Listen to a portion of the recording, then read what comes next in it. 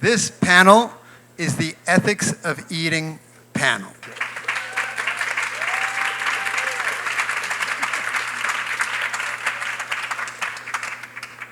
Now that can be a loaded term, I guess, ethics. And who better to speak to that than philosophers? That's why we have two of them here. And Andrew Chignell, who's a professor of philosophy at Princeton, will be leading the charge. You know, I just wanted to give a little background. The Ethos Farm applied for the Rockefeller Global competition to find a more regenerative way to feed world's population within a few decades. And so in that process, we had to generate a vision that was all-encompassing, and Sarah Farley was one of the people who was in charge of that entire process. We assembled a lot of stakeholders, about 30 of them, I believe, to develop this vision for a regenerative future where not only can we not destroy the earth, make people sick with food, but we could turn it around and actually heal ourselves. And Andrew Chignell was one of the team members who developed this vision out of Princeton. He's a philosophy professor at Princeton. So it is with great pleasure that I introduce him to you for this Ethics of Eating panel.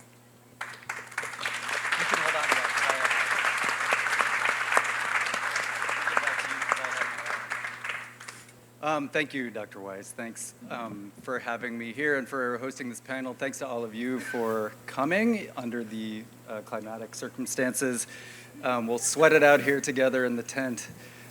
As Dr. Weiss said, I teach at Princeton. I'm a lowly Kant scholar most of the time, but I do teach this class called The Ethics of Eating. I taught it at Cornell for many years, and then at Penn, and then more recently at Princeton. And as part of the course, we, in 2019, invited Dr. Weiss out to Princeton to speak about his work at Ethos, and I kind of immediately sensed a kindred spirit of sorts coming from the health side, whereas I had been coming at these issues mostly from philosophical debates and activism. Dr. Weiss admitted to me at that time that he hadn't actually heard who Peter Singer is. So I realized we had work to do. Yeah, that is him in the flesh. Yeah. So we started meeting, and I got involved on the Ethos board. And when I decided to turn my on-campus course called The Ethics of Eating into an online, open, available Princeton course, I decided to ask the folks here at Ethos if we could come out and interview them. And so we took a little tour and got some footage and had a great interview. That course is going to be available later this fall. It's just a series of videos and interviews, but also an effort to give you, a sense of 4 or 5 main ethical frameworks in Western philosophy, as well as a couple of non-Western options.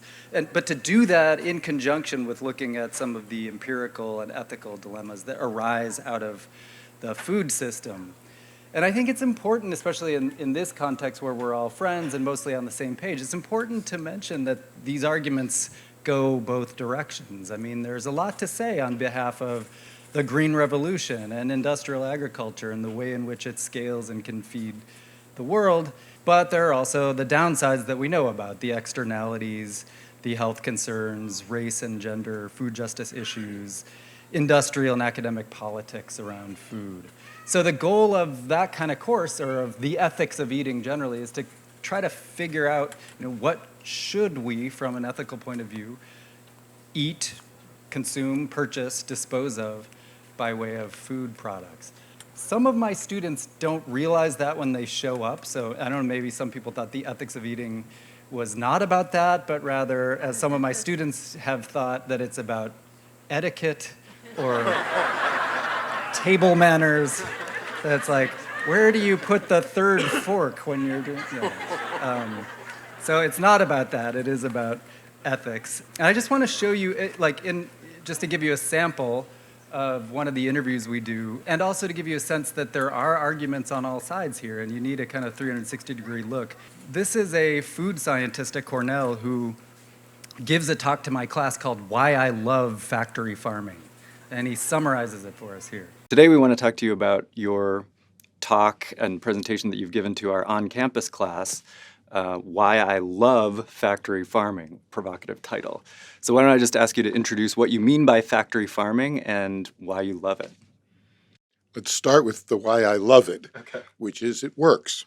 It is providing a large-scale food supply for people both in our country and around the world when it's in particularly developed countries.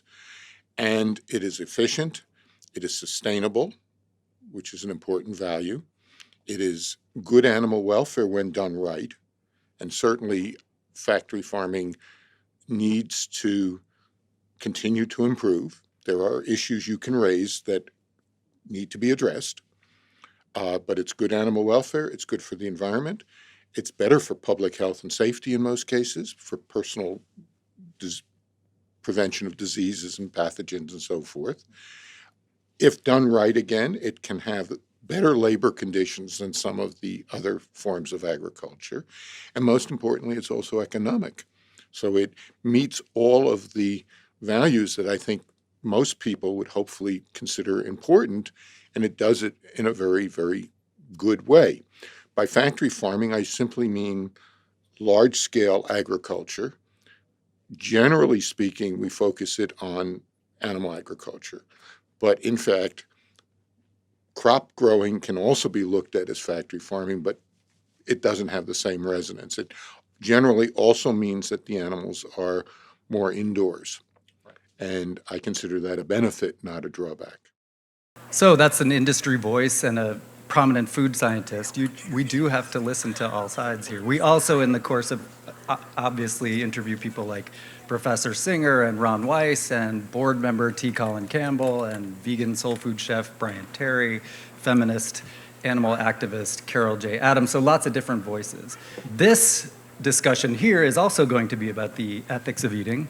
When we started thinking about this weekend together, Dr. Weiss and I were, coming up with dream panels, and a lot of the speakers that we were dreaming about ended up coming to be here. And then I had the rather onerous task of trying to interview like 9 of them at once in an hour and a half. So I'm going to do my best, but we're going to try to organize it fairly rigidly with just asking each of them 2 questions, and then we're going to open it up for some Q&A from the floor. And the first question that I want to ask each person is the same question, and it's sort of an opportunity to introduce yourselves, but also to say something about plant-based eating and the way in which that plays a role in your work and your life. So let's start with Peter Singer.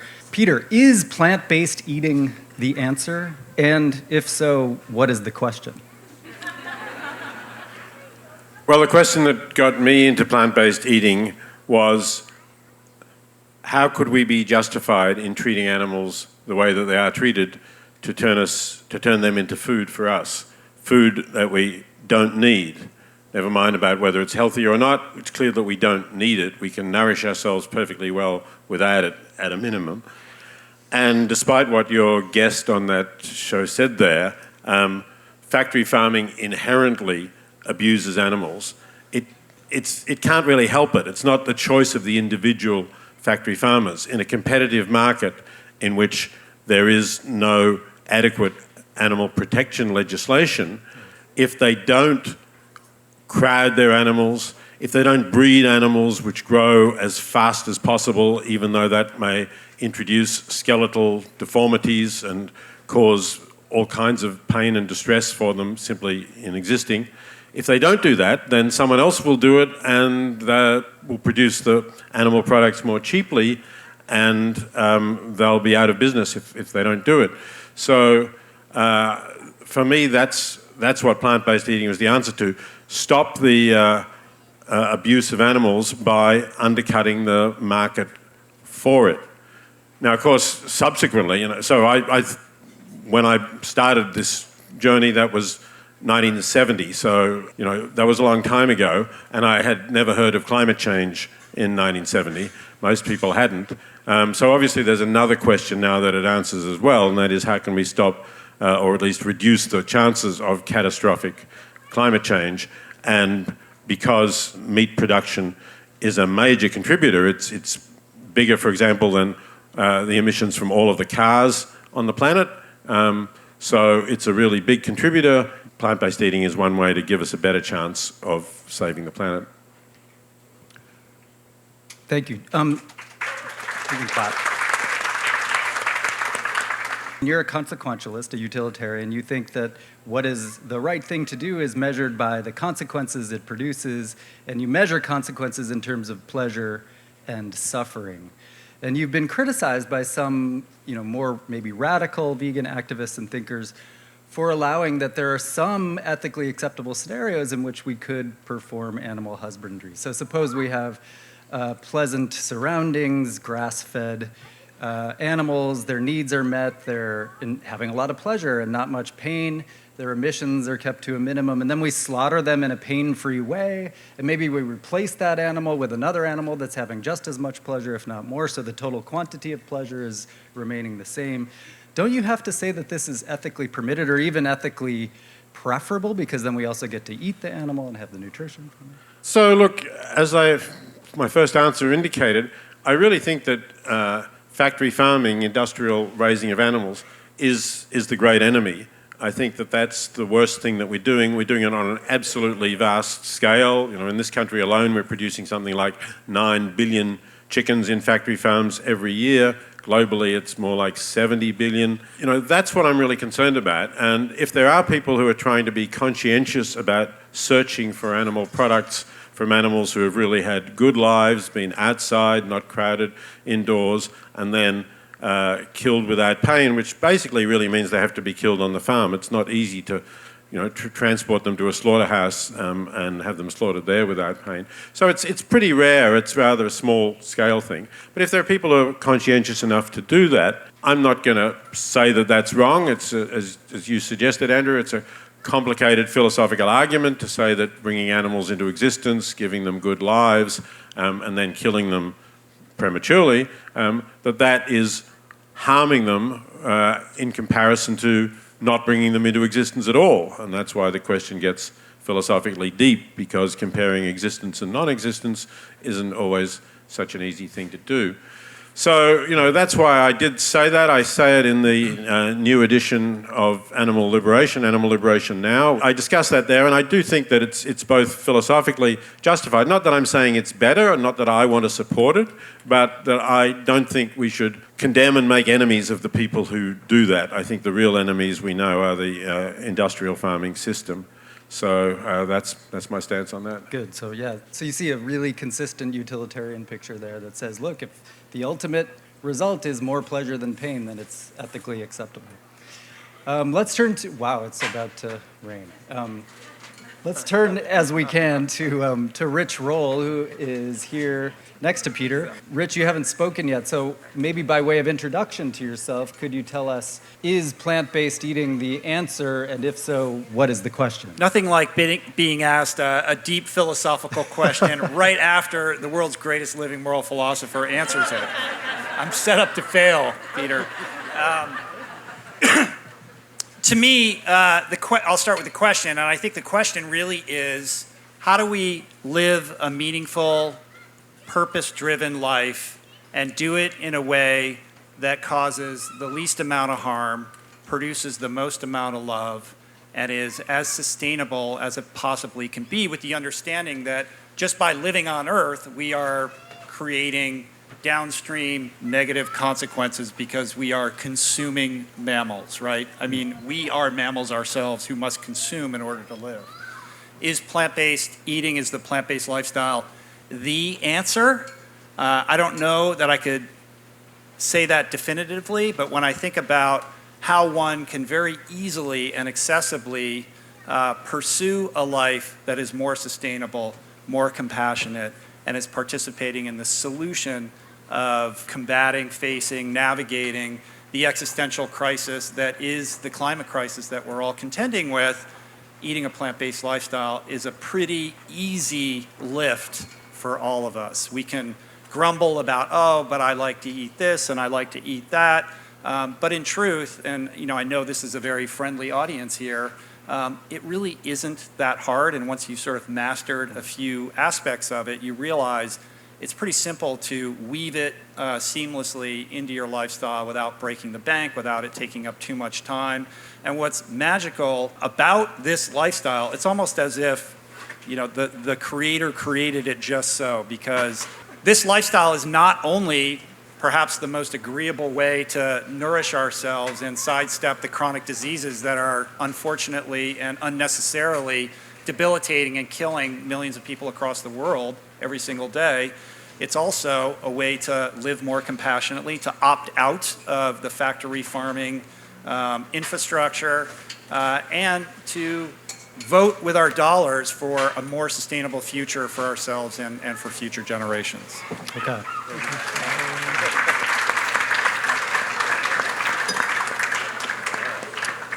I want to talk to you about the claim you just made that it's not that hard, because I think some people find it pretty hard. And in your story, you have an interesting kind of conversion moment. It's almost like Pauline or something. So you're a college athlete, but then later in your life, you're struggling a little bit with alcohol issues and health issues. And one day you find yourself really struggling to even make it up a staircase. And then, at least as you put it somewhere, the day after that staircase experience, you just sort of gird up your loins and commit to a vegan lifestyle, and you stick it out and then go on to these incredible athletic and professional accomplishments. I mean, in some sense, I want to know, what does a moment of total conversion like that feel like? I mean, what's the phenomenology of it? And also, what do you say to people for whom it just doesn't work like that? I mean, I have this second order aspirational desire to be plant-based, but it's hard for me. Maybe I'm morally unlucky, or maybe I'm not as privileged or educated as you are, and so I can't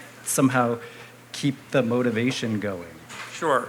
I think the best way to answer that question is to start with my journey with alcoholism. So I spent many, many years in a very dark, lonely, and desperate state.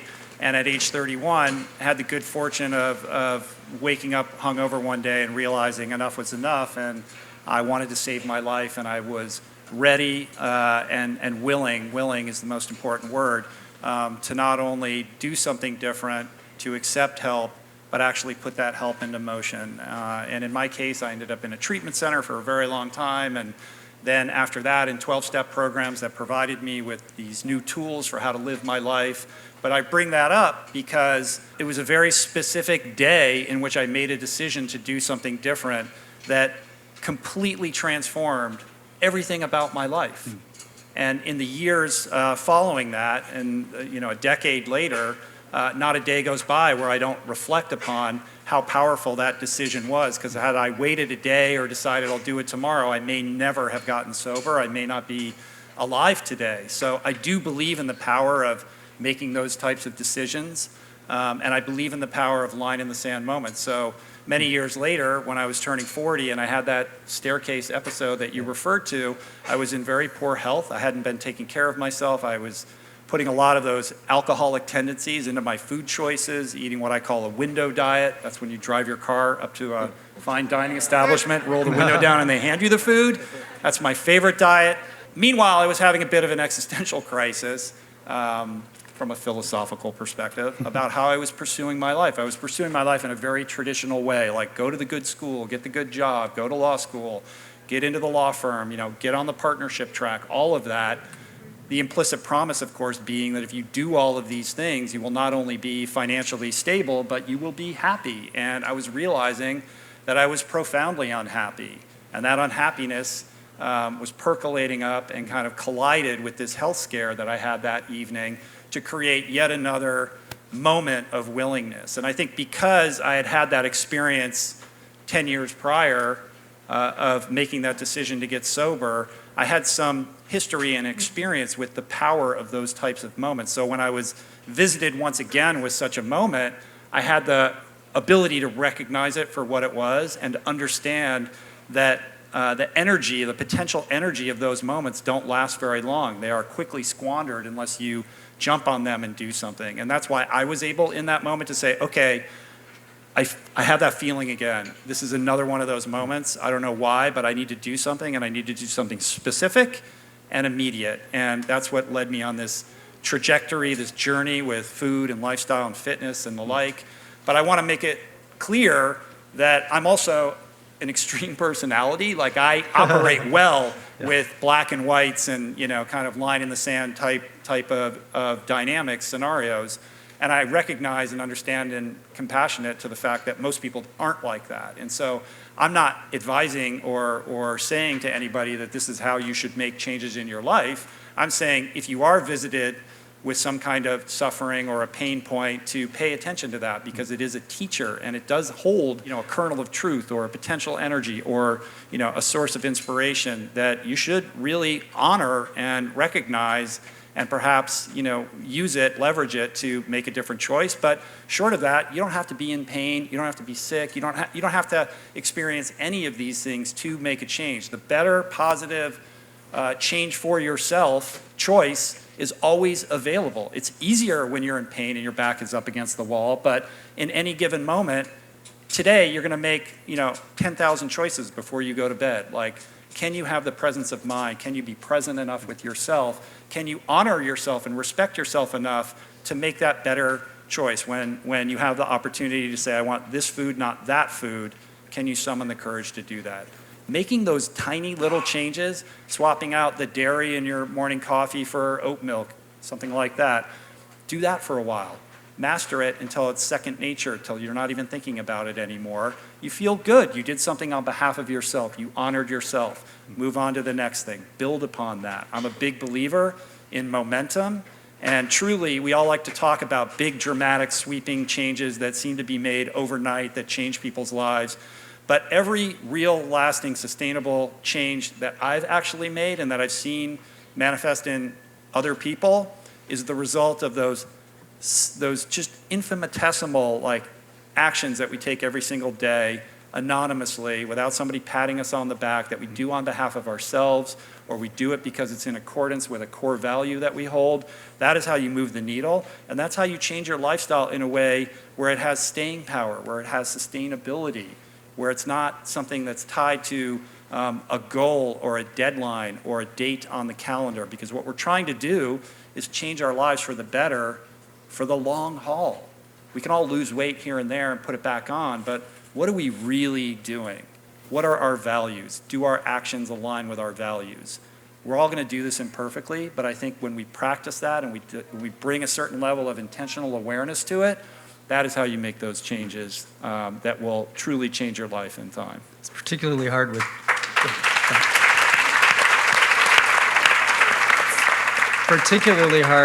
this kind of choice because you're up against some of the best marketers and some of the wealthiest corporations on earth trying to keep us eating what we grew up eating. So I'm curious, I just do a quick poll. I do this in my class sometimes. So raise your hand when you make a big life choice like changing what to eat, are you like him, a sort of overnight, absolute turn on a dime conversionist? I'm just curious. Oh, that's a lot more than I thought. Yeah. And raise your hand if you are like me, an aspirational gradualist reducitarian. Okay. Yeah, it's harder. So that's interesting. It's like 50-50. That's interesting. Yeah, I mean, you could have the conversion and then sort of slip back and slip. In fact, one of the most interesting statistics that I have encountered, I'm not sure about the source, so the North American Meat Institute has on their website a statistic that they assigned to a USDA/CNN survey that was an absolutely secret survey. So people, it was very much private. And they asked vegetarians whether they had eaten animal products in the last 24 hours. And according to the survey, 65% of professed vegetarians admit on a private survey that they've eaten animal products in the last 24 hours. So the meat industry says, why is this the case? Meat is amazing and irresistible. But it does look as though these choices are hard. I'll go next to the person next to you, Sarah Farley, who just spoke. Sarah, we heard from you a lot already, but let me just ask you the same question. Is plant-based eating the answer? And if so, what is the question? It really is hard to follow. This is only going to get harder, guys, the longer we're up here. And just a red thread in talking about that extremism of decision making, I think I am in that camp because it was in my environmental ethics class in 1995 that we read Peter Singer's piece, and I walked out and said, I guess I'm a vegetarian. So thank you for that, and it's extraordinary to meet you. Yes. So what is the question? I think one of the questions is, how do we stop and prevent death? That is a question. We know right now that the number one cause of preventable death globally is no longer communicable disease, which it was even 10 years ago. It is diet-related disease. That's actually the number one cause of preventable death. 11 million people die a year globally in a preventable way, just from what they eat. And yet, there's nuance, and maybe I'm just a contrarian, but just to put a little nuance there, there's a seminal study that comes out each year, the Global Burden of Disease Report, and it disaggregates what precisely we are dying from. And the group that does this is a group, IHME, the International Health Metrics and Evaluation Team out of UW.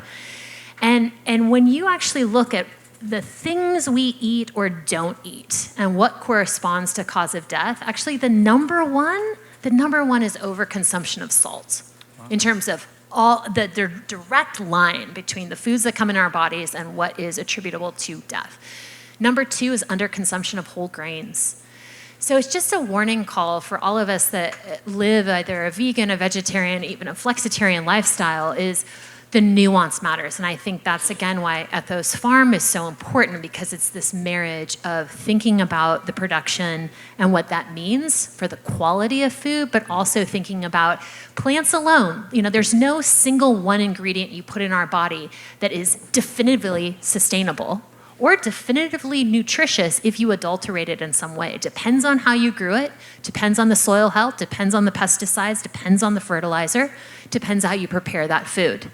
Is it absolutely whole food as is supported here at Ethos, or is it on the Novo score of processing the most processed, right? Unidentifiably processed.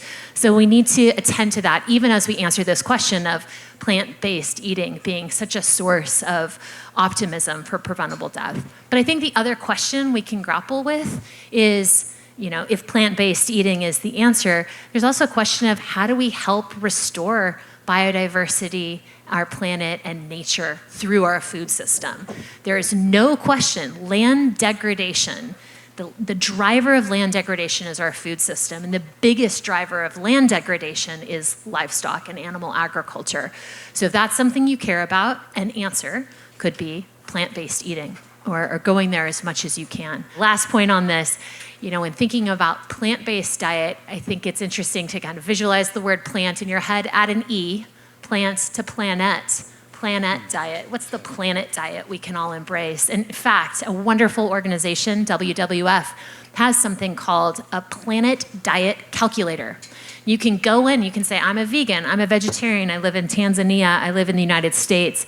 It will help you calculate the kind of food budget that aligns to both planetary living for the environment and for human health, which is really the envelope of thinking that I think is available here.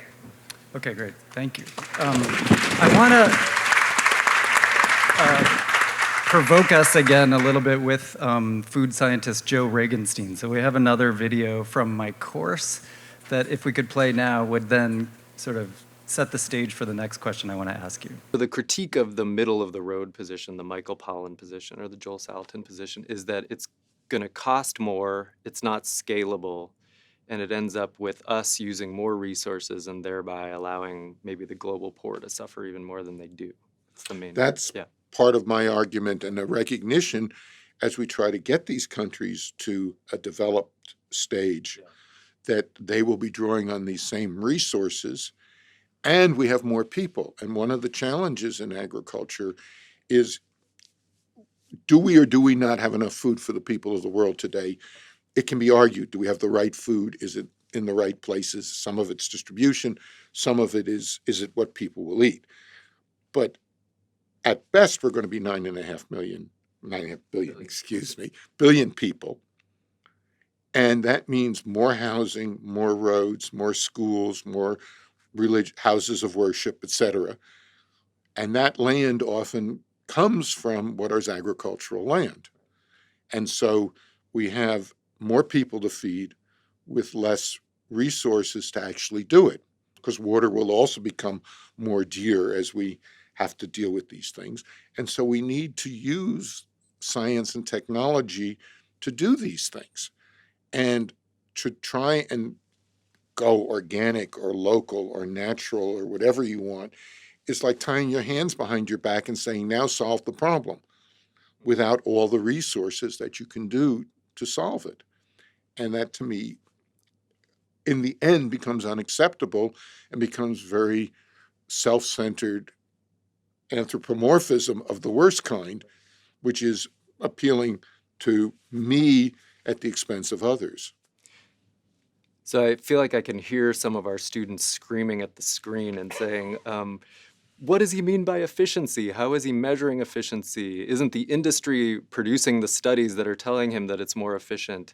And most importantly, isn't he ignoring all of what economists will call an externality? These externalities don't get kind of figured in when we talk about efficiency, especially in a big industrial system. And they leave out the fact that there's, runoff from these pig farms that's going into the Mississippi River and causing huge dead zones in the Gulf of Mexico. Or there's all kinds of issues regarding workers, migrant workers, local workers who are poorly treated, that are not part of the calculation when we think about efficiency. So what do you say about those kinds of things? First of all, those externalities exist in many forms of things we do in this world, businesses, etc. They are real, and they need to be addressed. Again, I kept saying, factory farming needs to address these issues.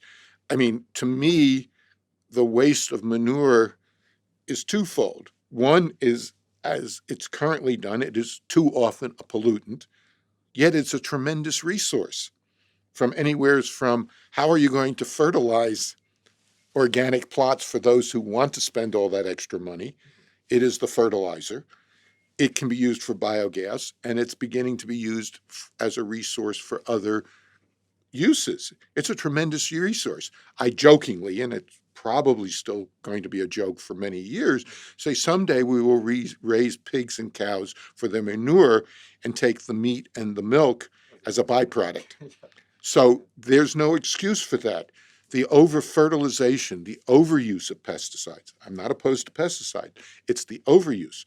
Farmers did grow up in a period where these resources were relatively cheap compared to other resources that they needed, and they did not stop to think about the consequences. We clearly need to go to much more precision agriculture in terms of both water usage, which is going to be more and more an issue, pesticide usage, and all the pesticides, herbicides, all those things, which is actually the plant side of the thing. But the plants are feeding the animals. The plants and parts are feeding the animals. We've got to do a better job of using the entire plant properly. But some of the modern techniques are allowing us to go to no-till and deal with the questions of erosion. The other piece, again, that people need to focus on is a third of our agricultural land is pasture. It's grass. Grass is not something we generally harvest. When we do some hay and clover and alfalfa, but those are raised. But the natural grass that is in there, and even some of the land within our wooded areas, which are extremely important environmentally, have a great deal of nutrient.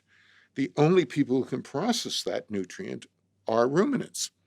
On the other hand, our pigs and chickens are a tremendous ability to process the byproducts of the food industry. So again, all those people eating rice and having wheat and all of that, there's an awful lot of byproduct there. And all of that today already is going into feeding animals. Again, one of the places where I, again, agree with some of the critics is when you talk about raising corn specifically to finish cattle. Maybe that isn't a good practice. But when we finish cattle on rice hulls and wheat chaff and orange pomace, all that orange juice that we get from Florida, the rest of the orange is going to cattle feed. And if we can finish the animals to the same high quality using all these byproducts, we are then more sustainable. Without the animals, the vegan world would be terribly unsustainable. So there's a lot in there, but I like that last line, obviously. For you, the question would just be, I mean, you've talked a lot about sustainability. You advocate for polycropping and no-till methods and regenerative farming. Your vision is, in one blog post that you wrote, you said, if we can just commit ourselves, then we'll have wild-looking fields full of life and healing become the norm. And I think this sounds marvelous. I think it works in some contexts. It's working here, can work in Joel Salatin's Polyface farm down in Shenandoah Valley. But can it work everywhere? I mean, as Regenstein's pointing out, a lot of land can't really be treated in that way and does much better when there's ruminants on it. More importantly, if we institute models like that across the globe, it's just hard to see how we get the yields to feed the 9.5 billion people. So how do you answer those kinds of questions? So there are some points in there that I really agree with and some that I don't. So first, this idea of like, is it just wildly naive to think we can fundamentally shift the why and the how of the global food system? It is incredibly bold, and yet we have actually no choice. We have to. So the year 2100, UN FAO says 90% of topsoil gone if we don't change anything. Meanwhile, right now, today, agricultural productivity is, depending upon the crop, depending upon the place, conventional ag is giving us about a 10 to 20% dip in productivity, meaning all things equal, we are not getting the same amount of food from the land because the overuse, as he said, and over-reliance even on these synthetic inputs is changing the structure, the chemistry, the biology of soil. It can't deliver as much. And then there's what actually makes our food food. The actual nutrients of our food, which is a fun and kind of wild fact. If you track our dietary-based guidelines, our food recommendations, what we map and measure in terms of what makes food food, it's about 150 compounds that we've mapped and measured for more than 50 years. And that's, USDA science, right? That science hasn't changed for 50 years. Because of recent advances, even in the last 5 years in metabolomics, proteomics, glycomics, lipidomics, genomics, and bioinformatics, we can now map and measure the polyphenols, the biomolecular compounds, and we know, so far we have calculated, there's more than 20,000 biomolecular compounds that make food food. We don't even have names. Literally, the scientists doing this work, it's something called the Periodic Table of Food Initiative. There are no words, it's just numbers. So this idea of, holding constant the food system is to ensure that we are not consuming nutritious food and that we are not able to feed a planet of 10 billion people by 2050. So holding constant, not gonna work. So then to the other question, but can you do the alternative? And again, since we talked about the swimming pool in my last talk, that there's all these flavors, all these variants of regenerative, to dismiss it out of hand is to come back to where we were in the regenerative movement 5 years ago when it was like, as if it were one thing. It's not. So based on the fact he's suggesting it's a binary, that's one problem. Second problem, 1/3 of food that leaves the farm gate, it's this gorgeous tomato, it's ripe, it's ready, it's gonna go somewhere. 1/3 of food that leaves farm gate globally is lost or wasted. That phenomenon looks very different in New Jersey and New York than it does in Kenya. In Kenya, rural Kenya, it might be because everyone's growing tomatoes. At the same time, we all come to the roadside to put our tomatoes there. No one really needs to buy tomatoes because there's 300 other smallholder farmers that did so. There's no cold storage. It's hard to get transportation. Processing is limited. In the OECD countries, it looks like waste. It looks like that tomato is in the right color, the right size, the right shape for this store and this shelf. We're not buying it. Or we're not per the contract. We're not going to need to source it from your farm. So right there, if we solve the food loss problem, we just gained a third of the food. So we should be able to go from 8 billion people to 10 billion right there with food loss. Second point, right now in the world, 8 billion people, 2 billion people cannot access food, not even healthy food. That number is 3 billion. 3 billion people do not have access to a healthy diet. The 2 billion that don't have access to food, it's not that there is enough food on planet Earth right now. This is a distribution challenge. It's an affordability challenge. It's an access challenge, ultimately making that an economic and a political challenge. So let's solve that. That just got us 2 billion more. So I've already got us 5 billion more mouths fed just with those two problems. And then let's get the evidence richer and deeper. I shared a bunch of evidence coming out of India, the US. There's so much more. And look, we need to know that this would work for 10 billion people. If the data isn't there, this would be immoral to pursue it. But even if we solve these other challenges, we have space to experiment. And so far, those experiments are looking really positive on the productivity side and for those environmental and social externalities that need to be endogenized in how we construe the value of our food system.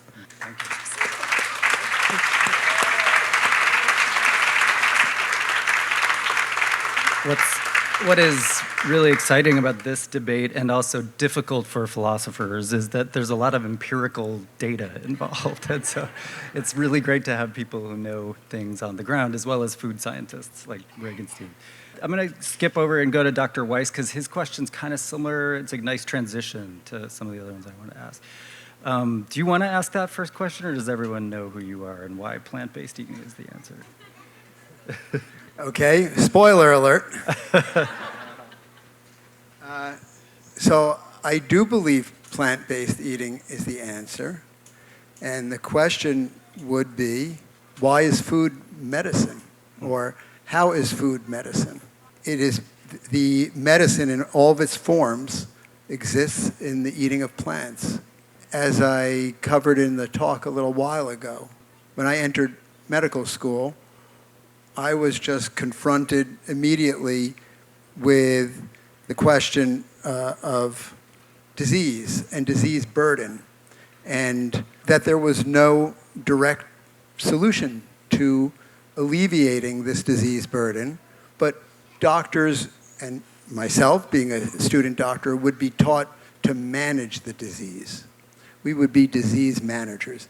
And I think on that day I described in my lecture where I had a crisis, an internal crisis. It was because I did not go to medical school to be a manager. I went to be a healer. That's why I wanted to be a doctor. And so I had this internal crisis going on when I found out that all these years I had been studying and it was for naught, because now I was being told by my professors that I just could be a manager of diseases. Fast forward a number of years when I had this experience with my father, and then I encountered, the sentiments of Hippocrates after thousands of years, which I was never taught. And one thing led to another, and that exposed me to the reality that food is medicine. It was his greatest teaching, Hippocrates. In that regard, yes, I do think that plant eating is the answer. As I went over in my talk earlier, then one thing led to another, and then, this is the Garden State, and, I always wanted to be a farmer even before I wanted to be a doctor, and then, so it seemed that plant eating sort of became like a universal solution to all the major problems we face. And that's where this idea comes, that that food is medicine for people, food is medicines for communities. It can help to rebuild the most fragile and the most vulnerable in our communities. Food is medicine for the land. When we grow real food on the land, it will restore the land, even though we are extracting nutrients from the land. It's okay. We can not only put them back through growing food in the right way, but we can build them. And there is data that is showing us that that's true. And then, of course, food is medicine for the earth. The vast majority of arable land on our planet has been turned into the production of hamburgers and stuff that is killing this planet and killing us. I remember I came across some interesting figures that were proposed by some scientists a couple of years ago, that if we were to replace all the hamburgers and all the meat protein with beans, with legumes, we could, in the United States, we could free up a landmass the size of California, Nevada, and New Mexico, and just let it be wild and regenerate itself. So that's medicine for the earth. So I kind of have a similar question that I had for Sarah, for you. So, I was going to ask you something about the philosophical underpinnings of your compassion in building this whole practice, but you said you needed a couple more weeks to think about that. So I want to ask you this instead. Organic, regenerative, all these things have contested definitions. But let's suppose we agree that, no synthetic pesticides and fertilizers, no antibiotics, and no GMOs, something like at least that. But, organic pesticides like copper can be carcinogenic in large quantities, just like the synthetic ones. Organic fertilizer is not as effective, and it's harder to, sometimes anyway, it's harder to produce and spread than NPK, which they use in the industrial context. Prohibitions on antibiotics means that if your animals get sick, you have to watch them suffer from the flu and a cold rather than making them get better. There's problems about the way GMOs are marketed and patented, but they're certified by the ADA, and the FDA is equally nutritious and safe. So is organic and regenerative really a scalable, realistic solution for the world, or is it, as sometimes seems, more like a nostalgic desire to kind of go back to the farm and go to sort of wealthy, bougie farmers markets and be natural in some way? Yeah. Wow, there are a lot of responses buried in there. So it's the when feed we go the back world in, question. It really is the feed the world. Yeah. This When is great for us who are privileged, but is it a realistic model for everybody? Look, when we go back in history, we see that the areas of the world, Eastern Asia, used regenerative techniques to feed millions and millions of people with simple tools. There were not pesticides, there were not biocides, there were not big machines. This was all done with regenerative techniques. There's a wonderful book which dates back over 100 years. It was written by a botanist, actually, who traveled from the United States back to the East and surveyed exactly what was going on at the time of the advent of when chemical agriculture first started to take place in the United States, and mechanistic agriculture, where machines were beginning to overtake human labor. It's called The Farmers of 40 Centuries. And this botanist, I think his name was King, and I think he was from the University of Wisconsin, traveled to Korea and China and Japan and documented that for thousands of years, these traditional techniques, these regenerative techniques in these densely populated areas were able to not wear out the land, were to continue to feed large populations of people. And spoiler alert, they were basically plant-based systems. These populations were basically getting most of their protein and calories from plants. I find that very interesting, and it goes to show you that for thousands of years, we have a good working model where chemicals were not used, big machines were not used, and could support many millions of people. eating maybe a less varied diet, but a more sustainable one. Yes.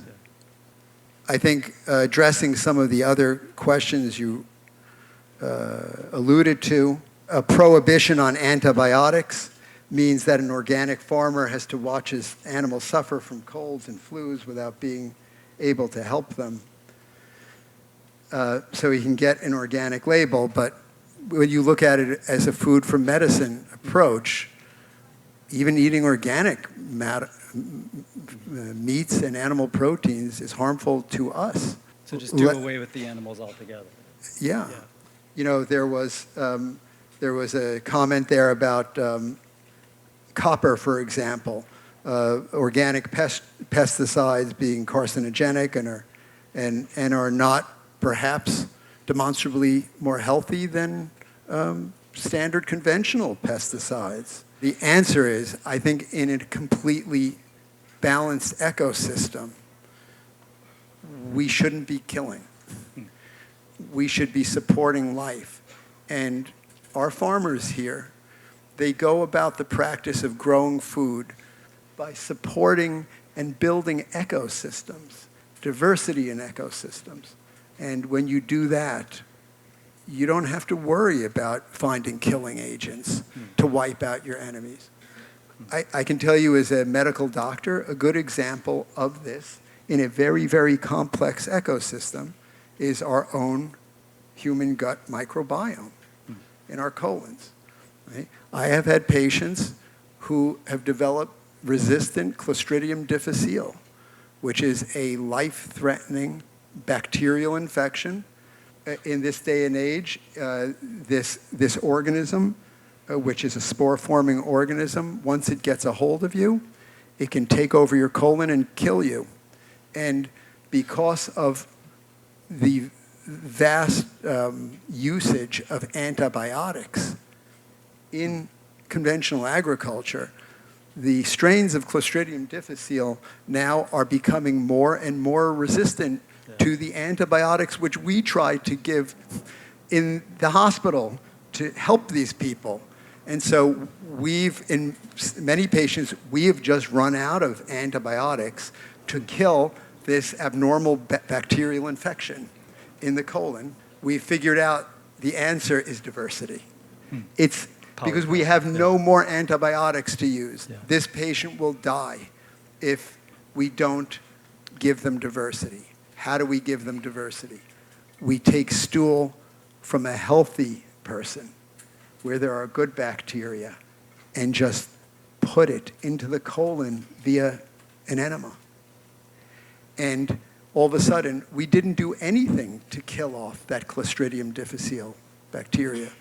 But the unity of the introduced ecosystem can put a damper on that. So it is still there, but it doesn't threaten the person's life, and the person becomes well. So that's a good example, modifying our ecosystems.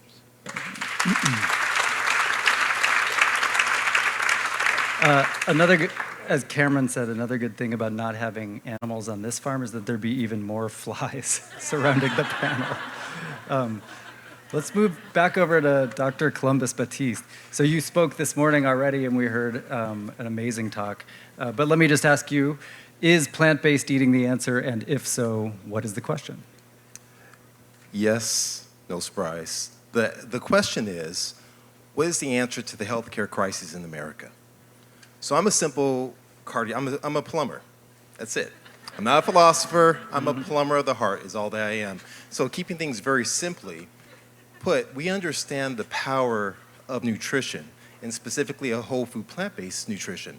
And so if we look at this a little bit more and take it downstream, back a little bit. So obviously, when I look back at a history, and we all have an origin story, something that projected us on this journey. For me, it was my dad passing. It was my father-in-law passing the same exact year, both from chronic preventable diseases inside that moment. And when I look back, their health span had been truncated for a long time before they ever left this earth. They were beholden to doctors, to appointments on a regular basis. And so you look at the domino effect in communities, the most vulnerable communities, of what happens when we start with enriching the health of individuals, that now these individuals are able to work. That now all of a sudden homes are able to flourish.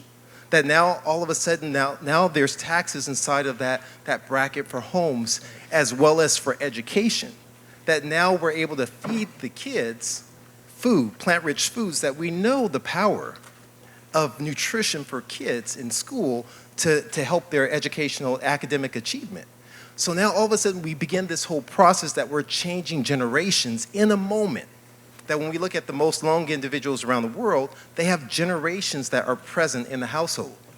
So many vulnerable communities don't have the privilege of that because they die soon.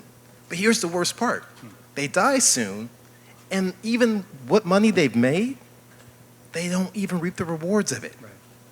Right? So now you have families that are suffering. And so when you look at the generational, and I use the analogy of the prison system, of the power of the prison system, of when you bring in, you introduce this plant-rich foods along with other modalities there, that all of a sudden you start to get this awareness. You get this enlightenment. I hear it time and time again that all of a sudden things start clicking. That all of a sudden I become more in tune with nature. I didn't start off looking at environmental issues. I didn't start off looking at animal rights. I started looking at the health of individuals. But all of a sudden, as I continue down this road, oh, wow, guess what? It can impact the environment. Yeah. It can impact now this environment, as I discussed earlier, can have a detrimental impact on your heart health and cardiovascular and overall chronic disease. So it becomes this nice continuum. So that's why the answer to the healthcare crisis in America is not more pills. It's not more stents. It's not more bypass. It's not new meds to help us lose that are going to sink the healthcare industry to help us lose weight. It's a whole food plant-rich diet.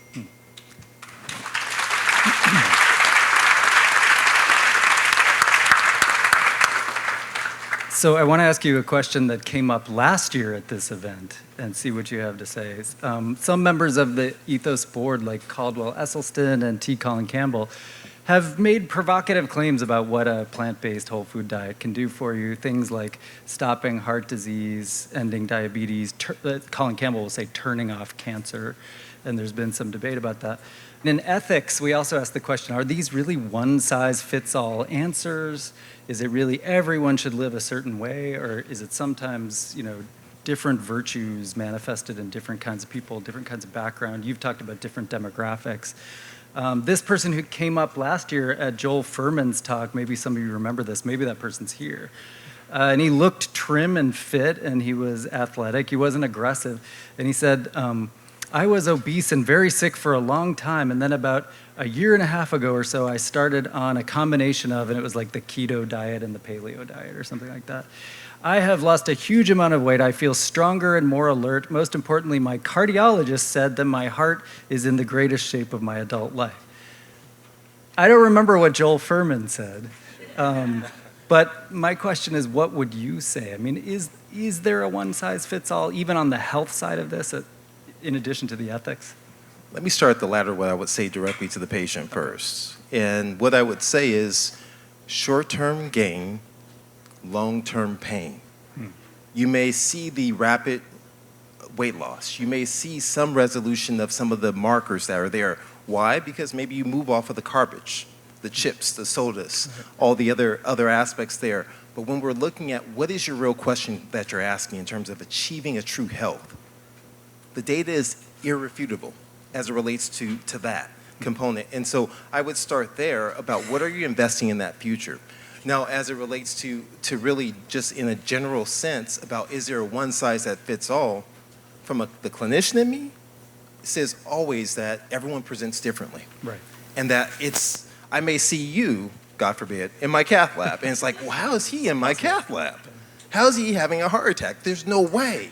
And that's why we understand, and Rich pointed to some of the aspects, it's more than just nutrition, right? It's how we're living in this world. I spoke about stress. I spoke about a lot of these other aspects of things, of how we choose. You can see some of the most angry people who are vegan, who have no joy in their life whatsoever. But we see the power, right? But so we understand that it is an umbrella. The central cog is indeed a whole food, plant-rich diet. And so whether or not that's plant predominant, and we see that beneficially, that plays out time and time again. But I think the bigger burden is the fact that what we're seeing is we see the business of business is business. And whether or not that's in terms of the pharmaceutical companies, whether or not that's in terms of the fast food companies that are now globalizing our American lifestyle and are turning down the health state around the world, that's what the problem is. And so how do we interplay and interject from being clinicians or passionate advocates, from philosophers into the business aspect, because money is at the root cause of many of these things. Thank you.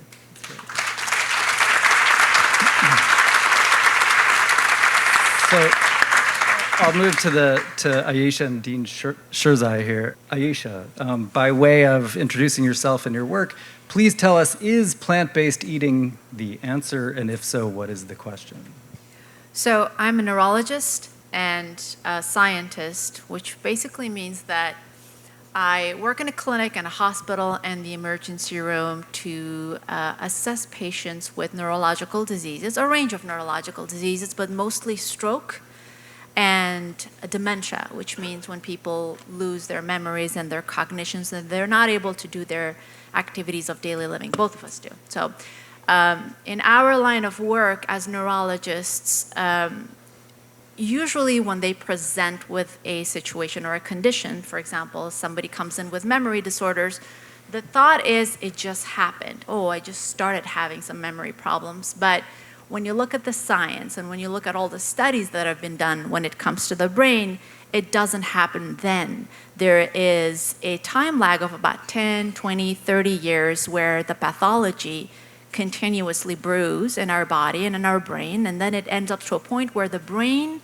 loses its resilience to fight against those pathologies, and it gives in, and people manifest memory disorders. It's pretty devastating. So I work with very, very sad situations in the hospital, in the clinic. I also go to nursing homes to visit some of my patients, and I work in the communities as well.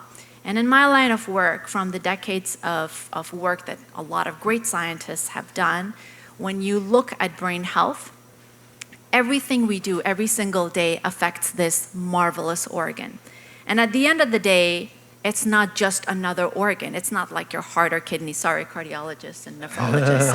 I mean, you can. Went there. Yeah, I went there. I mean, you could replace a kidney and you're the same person. You could replace the heart and you're the same. I love you, Columbus, but you're the same person. But you know, if you replace the brain, you're that brain.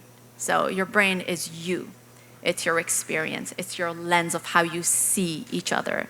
It's your memories. It's the love that you feel. It's the frustration that you feel. So preserving this magnificent organ is important. And so whatever you do on a regular basis affects this organ. And one of the most important things that affects this organ is the food that we eat. So I suppose the question is, what would you do 2, 3, 4 times a day to preserve this magnificent organ? And that is plant-based eating. And you know, I have a long talk tomorrow about nutrition and its effect on brain health, but when you look at the science, I mean, there's really, yes, we all say that it's, you know, nutrition can be complicated, but when you look at different dietary patterns that have been studied over the last few decades, whether it's the Mediterranean diet or the MIND diet or the DASH diet, or you know, any particular cultural diet, the central piece or the most important aspect of any dietary pattern are plants. And it's the plants that preserves the brain cells, the vasculature, the connections between the brain cells, and it significantly lowers the incidence and the prevalence of these devastating diseases that we see day in and day out in the clinic and in the hospital. Good. Thank you.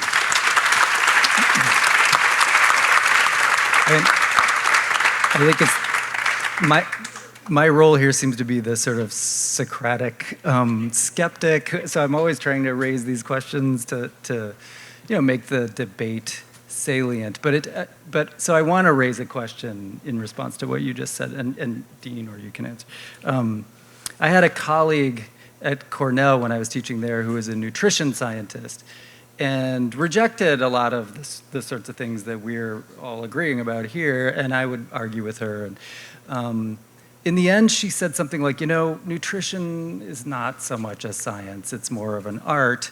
And that's in part because it's hard to do the controlled studies that confirm hypotheses. Like, you can't just lock people up in a room and compel them to eat certain things and have controls and so forth. And even when you pay people on studies, they'll just lie or they'll forget or whatever. I mean, it's very hard to get good nutrition scientific studies. So I wonder if that's also, though, the case because not everyone's physiology is different. There, as we were just saying, there's genes, there's history, there's environment, and so forth. Do the methods of neurology and neuroscience fare any better than nutrition arts on that score? I mean, can you claim something like, eat this and you'll have a lower chance of suffering from Alzheimer's? Can you establish that? Reality is that science is hard across the board. Whether you're doing physics or social science or psychological sciences, all of them have their difficulty, their limitations. A philosopher here, I can push everybody to the point of solipsism and kind of convince you that none of us exist. There's no external world. Yeah, so whenever somebody regresses to that point, they're trying to devolve the conversation. Yeah. There are methods in science and nutrition that give you significant correlation. Causation is difficult across the board. Right. Actually, if there is such a thing, that's a philosophical concept. But a strong correlation and there's profound correlation when it comes to nutrition and many diseases, some stronger than others. Diabetes, very strong. Why? Because your endpoint is very solid, measurable, and it doesn't have a wide confidence intervals. You can actually truly measure the endpoints clearly. Heart disease, yes, if there's a heart attack, you know what happened. With dementia, it's a little harder because it's a spectrum process. But nonetheless, whenever you're measuring something, how you measure it is determined by three things: your tools, your population size, and the timeline. And if you look at neurological diseases, which are the harder ones of them all to study, you have tremendous data that gives you information on all of those. There are studies that are 50 years long. Advent Cell study, we've looked at it. And there are also 97,000 people. So the N is there, the timeline is there. The tool of measuring cognition is profoundly strong. It's incredibly robust that can tell small differences. And many other studies, whether it's the Harvard study or the Columbia study or many others, and California teacher study that Ayesha and I worked on, 144,000 people over 20 years.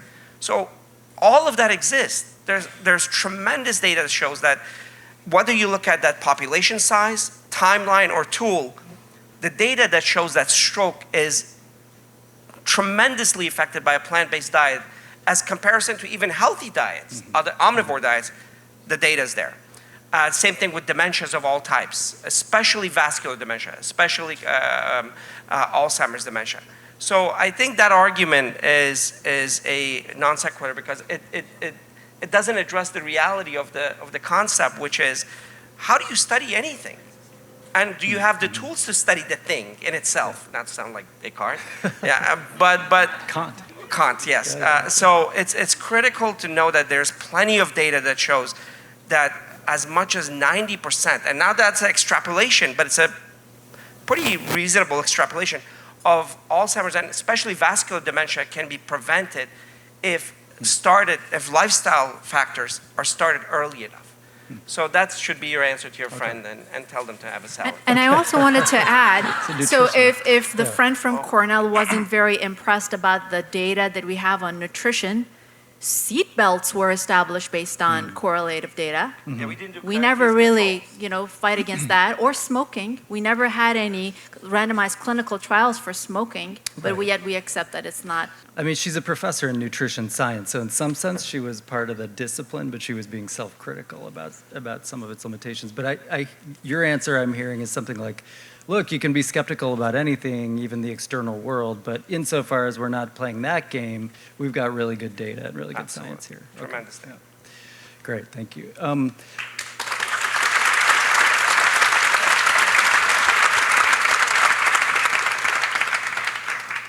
So I want to introduce a member of the Ethos board, Saul Batiste, also a doctor in Newark. And I will ask him to introduce himself by way of answering the question, is plant-based eating the answer? And if so, what is the question? So if a plant-based diet is the answer, I think the question that it would answer is, what is a solution that could be detrimental if implemented in a manner that is not conscientious to social context? I think the gentleman in the video, he said that if you take away industrial agriculture, synthetics, that it's like having your hands tied behind your back. And in my career in medicine, what I have witnessed is that sometimes the medicine is what induces the disease. The answer is what creates the problem. And so I think we have to be very sort of cognizant and intentional of how we apply solutions. That is my answer. That's to that a great question. answer, yeah. Thank you. So we talked a little bit yesterday about your work as a doctor and as an activist in Newark, and I shared with you that I've had a house in Trenton for a few years, which is also in a kind of official food desert there, and you do see people lined up at the bodegas and the convenience stores and buying food that kind of from an ethos mentality would not be healthy food. It wouldn't be great for the planet or the animals, the workers. What's interesting in my neighborhood is that a couple of those restaurants are soul food restaurants, and they serve a lot of cheese and meat and some plant-based offerings, but I don't see people getting the plant-based offerings that much. It's a lot of the not so healthy stuff. You know, when you try to talk to people, and you do this more as a central part of your vocation, what you often get is a feeling of a lack of trust, right? There's a sense that, like, look, this is what my grandparents have always eaten and what we've always eaten. It's part of our culture, it's part of our identity. Ethics somehow seems like the wrong approach to come into a context like that and start asking people to think about changing what they're eating. I wonder if it is a little bit different when you're talking about health and whether you can create the kind of trust that would allow people to say, like, this is my identity and my culture and or my religion and my background, but I can see that maybe I need to make some changes. How do you get people to have a new imagination in a context like that, especially in some of your work in Newark? I know I'm very young, and I'm probably the youngest person here and probably the most inexperienced person here.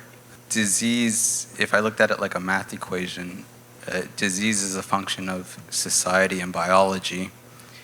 And I think for a long time in medicine, we've always only looked at one variable, and we didn't even realize that there was an entire other variable. We've always been trying to solve a problem, and if you have, let's say, on one side of the equation 6, and you have an x plus 4, but you don't know that x exists, and you're like 4 equals 6. You change the 4 to a 5, still doesn't equal 6, and we've been doing that.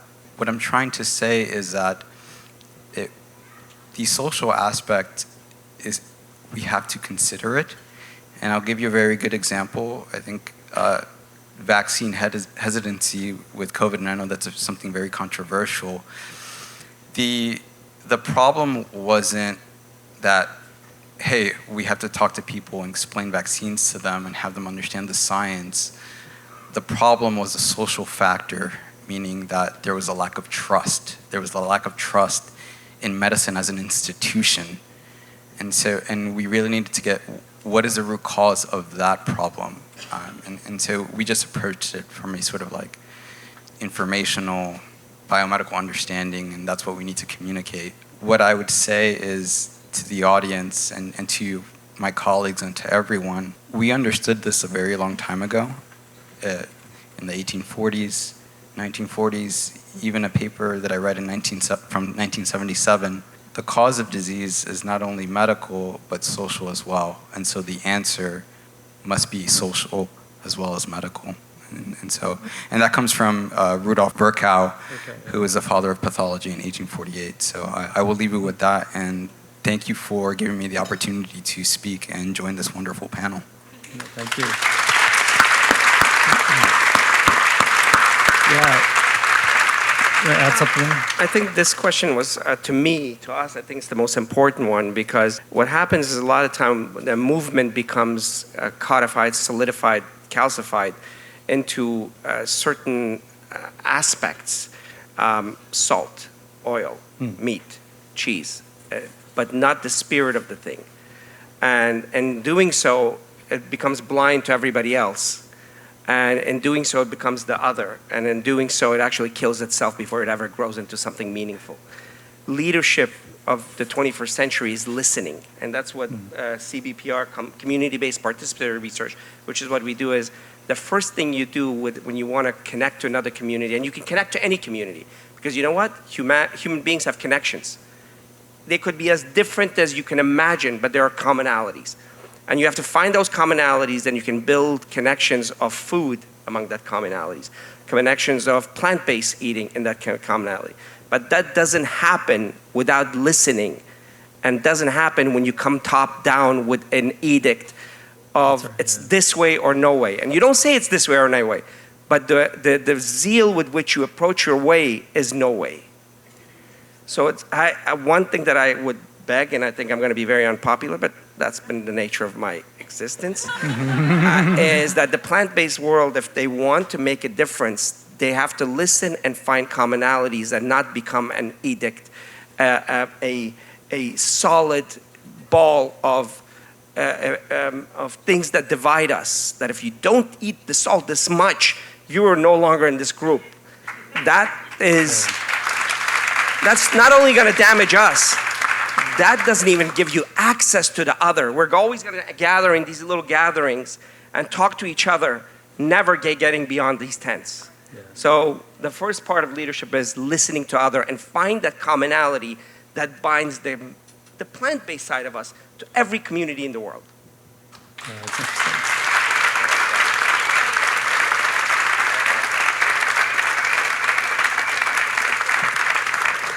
Yeah, I think that's right. So, I mean, philosophers often find that arguments are not what convince people, and I bet doctors also find that too sometimes, right? So part of this is about the psychology of change, and from individuals and social contexts. First question, I saw someone over here. Hi, thank you for such a great panel discussion.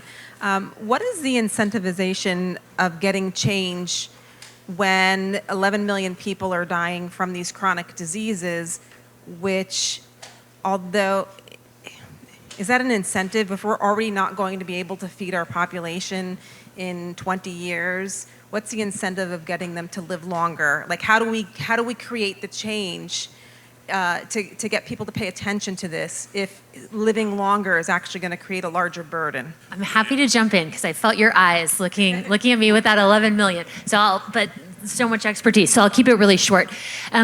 We recently did an analysis of the United States food system to ask its true cost. So a few of these speakers have talked about externalities, and the provocateur spoke to externalities. So we wanted to know, what is the true cost of the US food system compared to what we pay? So we pay all of our dollars, paying for food, paying for subsidies, all of it, $1 trillion. The true cost of the US system, $3 trillion. $1 trillion, the biggest, so there's a little waterfall, and this analysis is on the Rockefeller Foundation website. The waterfall analysis, it's almost $1 trillion in externalized costs to health care. Next down is biodiversity and environment, and then you get to the social, labor, et cetera.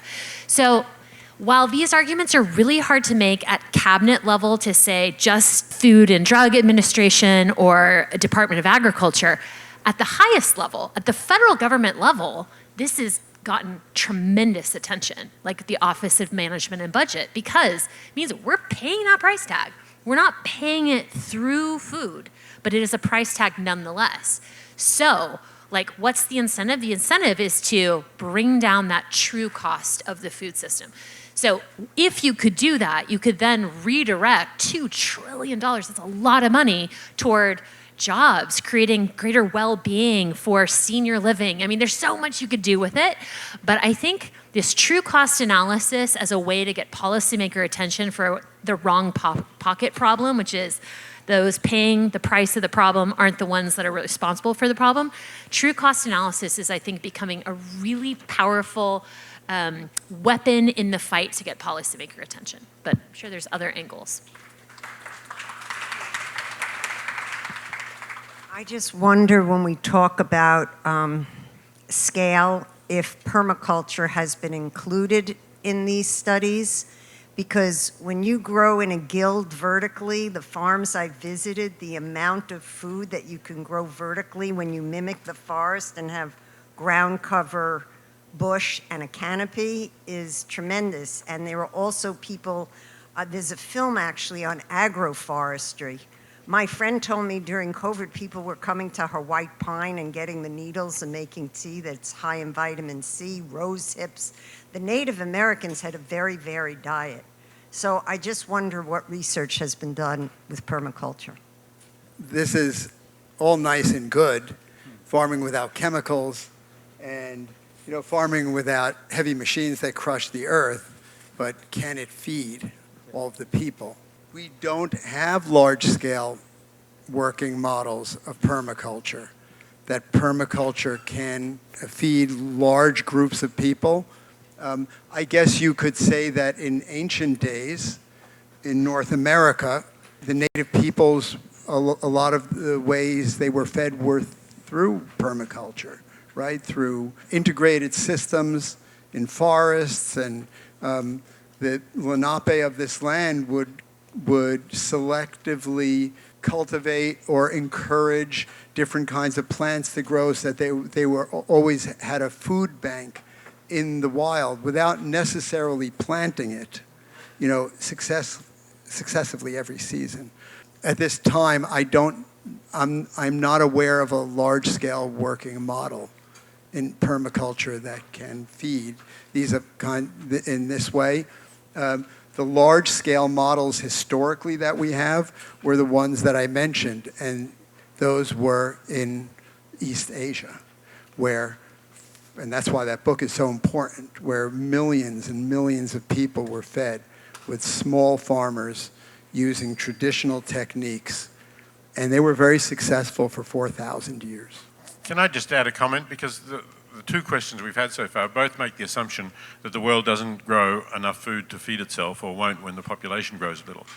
That's completely false. The reason that there might be food shortages is because, thank you, the majority of the world's grain and soybean crops are actually fed to animals, which wastes, in the case of feeding to cows, 95% of the food value of those crops, and in the case of other animals, it still wastes, at least a majority, 2/3 of the food values.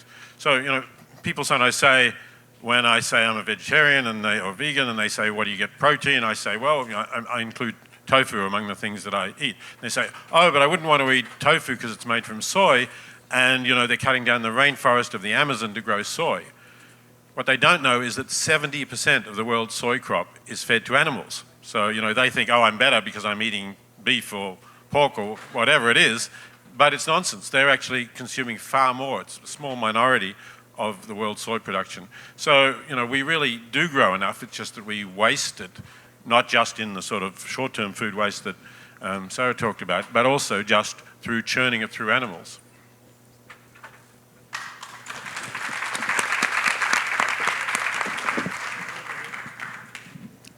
Hi, this question is for anybody on the panel.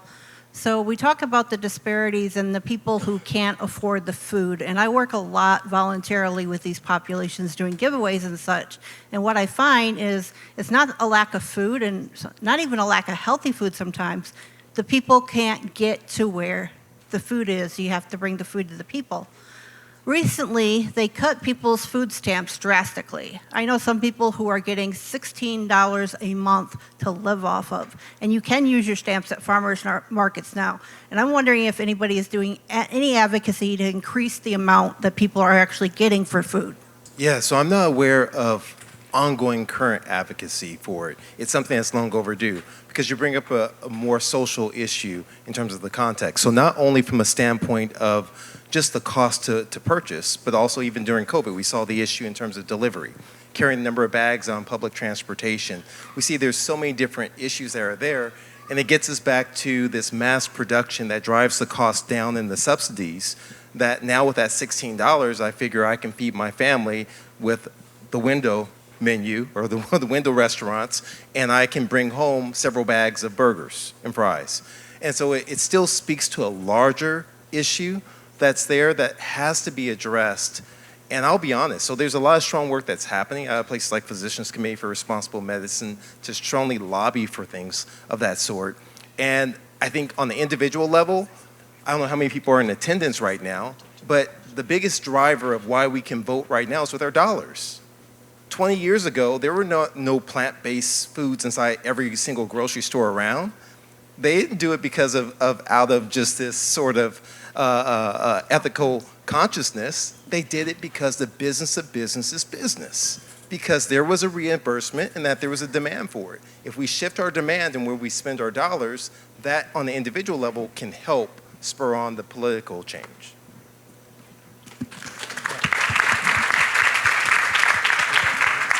Just the littlest add-on to this, too. At the Rockefeller Foundation, we're launching a significant food as medicine research endeavor. And our big dream in the United States is to recruit Medicare to cover fruits, vegetables, nuts, seeds, legumes, whole grains, a covered benefit. And getting back to that true cost analysis, it would be in the federal government's interest. You know, do they want to spend 10x, 30x, 50x on the diabetes drug, or do they want to spend, and we see the numbers, I mean, it's roughly $200K for the lifetime of those pharmaceuticals versus about $50K for a lifetime of healthy eating. I mean, federal government, you decide. Department of Treasury, you decide. So I think we can make this argument in time. This one was directed at Rich Roll. You've been in this movement a long time now.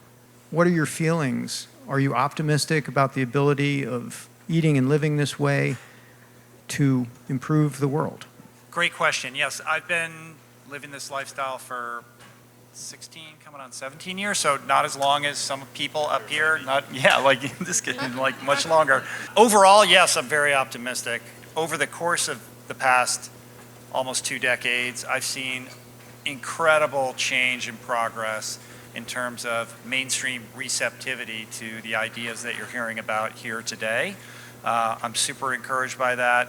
When I was beginning on my journey, I knew of 1 or 2 other like plant-based athletes. Now, like being a plant-based athlete is no big deal. There's tons out there. There's tons of resources and support. And also, I've witnessed this regenerative agriculture movement pick up steam, and I've seen it go from this, kind of strange thing that a few farmers were doing into situations in which there's venture capital funding, there's grant money, there's infrastructure, there are programs being set up to help farmers transition from conventional methods into regenerative methods. There's an explosion in functional medicine doctors, and within that, more and more plant-based physicians every single day. People are educated about this. I travel all the time. Everywhere I go, there's plant-based options on restaurants. You never have to explain what that means anymore. So there are indicia that we are seeing a pretty seismic shift in mainstream culture and adoption rates around this. How many have to, basically adopt this lifestyle in order to truly shift culture in such a way that we're making the kind of impact that we need to make to solve our very large problems? We're not there yet. We're moving in the right direction. But we have big problems out there. There's reason to, be vigilant about this. And, Dean and I were talking earlier, and I loved what Dean had to share about how we go out and advocate for this movement, and how we comport ourselves as ambassadors of a way of life. Like, we are under this tent, we are of like minds. Everybody here, on some level, has already bought into all of this. So what are we really doing here, right? What are we really trying to accomplish? We want to, exchange ideas, educate to the best of our ability, create community, kind of deepen our roots and our kind of investment in this way of life. But what are we going to do when we go home? Maybe we improve some lifestyle habits in our household, but how are we being that ambassador to others. Like I see, great strength and purpose in leveraging what's occurring over these 2 days to really understand that we are all catalysts, right? If we want to see this change in the world, we have to live this lifestyle, but we have to be exemplars of it in a way that is attractive. And to Dean's point, if we get into bickering matches about, well, mine's better than yours and you don't do this and you need to do that, or I call myself with this label and you're that label and so I can't talk to you, we're not going to be able to solve our very real problems, at least not at scale. So what I'm always trying to do is think about how I'm being received in the message that I'm carrying. Am I creating a welcome mat where people feel comfortable approaching me to ask questions? And when I give advice, am I a trusted source? Am I listening? You can't be an agent of change in the world unless you're not present and able to listen to the people that you're engaging with. And for a living, I host a podcast, and a lot of people listen to that podcast. But I think on some level, we all have our own microphone, and we're all communicating with people that we care about and new people that we're meeting every single day. And so if there's one thing I wanted to leave everybody with, let's try to level up how we're handling that level of communication. How can we be that welcome mat for somebody in the world who maybe is afraid to ask for help? And when they ask for help, how can you receive them with compassion and without judgment? How can you be that person that they need in order to take that next step? Because you don't know what that person is then going to do, and that person.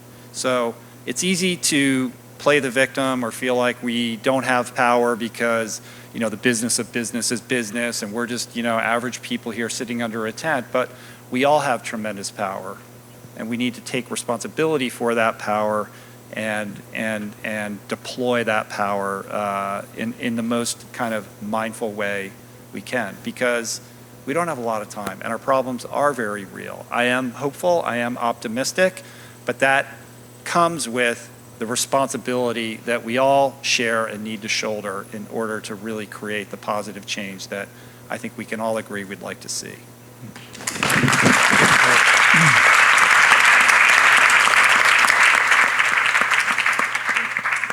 I just wanted to ask, as a young person, I feel like a lot of young people kind of look at the world and feel that it's kind of a hopeless situation that we're in. We're kind of like darned if we do and darned if we don't.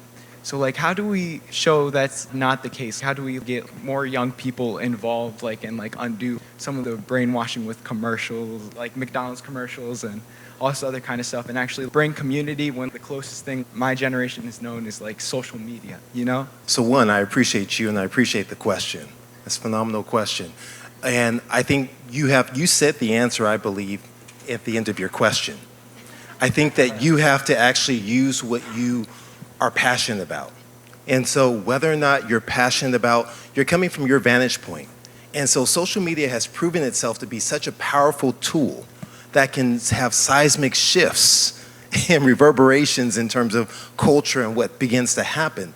And so as you call out these things that are there, whether it's TikTok or whatever else, or Instagram, it becomes infectious, it becomes viral, and you start to see this trend begin to happen, and people begin to say, oh, okay, what's happening here?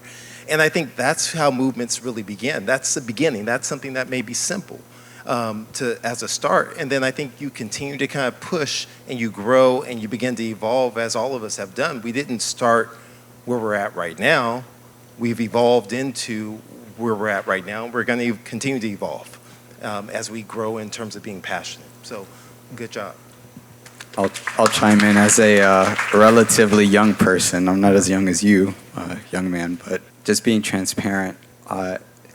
This is all a dream to me. I never anticipated growing up in Newark, New Jersey. The most I aspired to be was an athletic trainer, and that was that. But I was fortunate to have a different set of events occur in my life. Along the way, I could have quit and gone down the route that many other people in an urban community go down. I made a different decision. And what I'll say to you, and something that I like to live by, is impossible is a word that's thrown around by people who rather live in the world that's been given to them then have the courage to explore the power within themselves to create that change that they want to see in the world.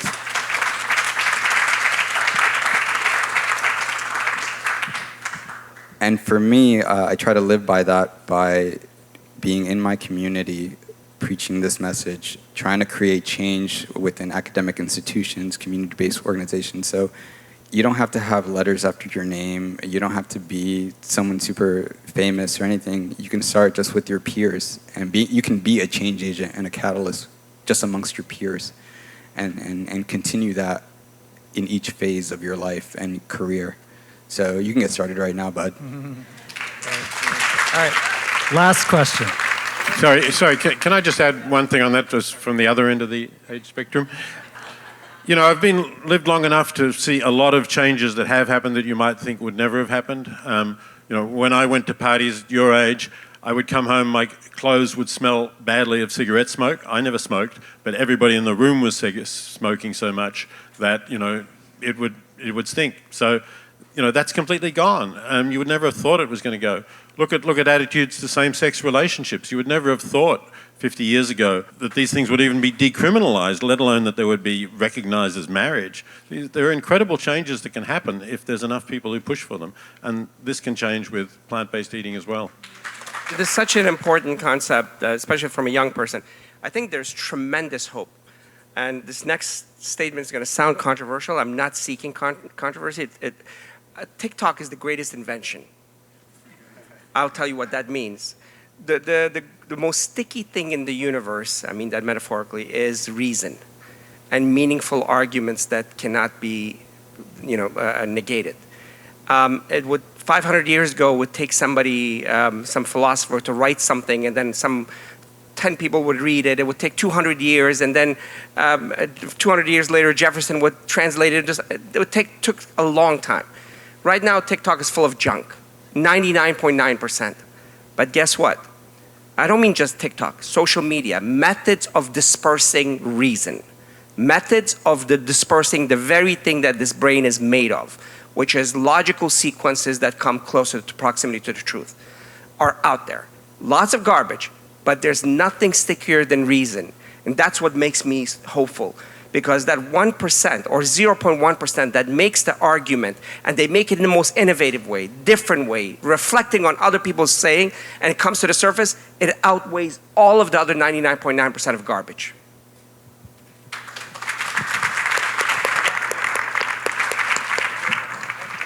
For Dr. Singer, this one isn't as relevant to the actual, efforts that everyone's putting in, but it was something that you said at the beginning that stuck with me. So the argument for ethical animal husbandry.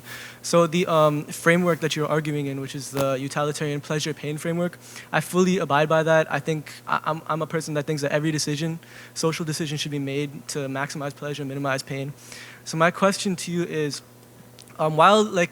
if you provide pleasure to an animal, for its entirety of its life, and then take its life prematurely, right? If you were to calculate pleasure pain hypothetically, that would be a net positive to their life. But do you think that there's a potential net long-term negative in setting the precedence of being able to take something's life and being able to feed it as much pleasure as possible, but cut its life prematurely? I think you're right that there is a potential negative from that, and that is certainly a reason for not doing it, not encouraging it.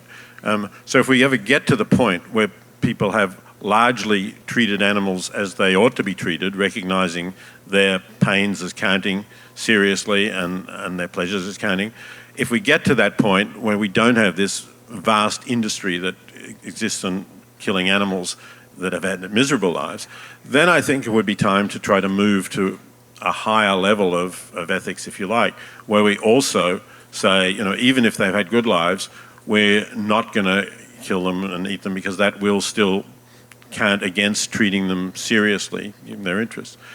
But, I think that we're not there at this stage, and that's why, as I say, we need the broadest movement we can get to say, I'm not going to support industrial animal agriculture, factory farming.